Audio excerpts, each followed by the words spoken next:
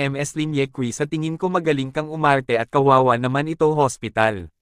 Sabi pa ng isang hanggal sa palagay ko, itigil mo na ang pagiging nurse at pumunta sa Hengdian para maglakad-lakad gamit ang iyong mga kasanayan sa pag-arte noon man at ngayon, at maya-maya ay sumeryoso ito at inilagay ang talisman at inilagay ang daliri sa ere sa ibabaw ng talisman at mamaya ay nawala ang sugat ni MS Lin at ang hanggal ay nagulat sa ginawa ng ating bida at napasabi ito.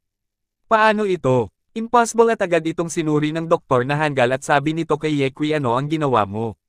Sabi ng hanggal na doktor impossible nito, paano ka recovery ng mabilis pagkatapos ng surgery? At biglang ito sinipa ni MS Lin sinabi dito sa hanggal na doktor ikaw matandang prevent irereklamo kita sa hospital at dagdag pa nito tapos ka na ba? Kung wala na kayong gagawin dito pwede na kayong umalis at sinabi ni MS Lin kay Yekio habang nasa hospital ako kung wala ka magagawa turuan mo pa ako ng mga paraan ng pagpapaganda at pag-aalaga ng balat.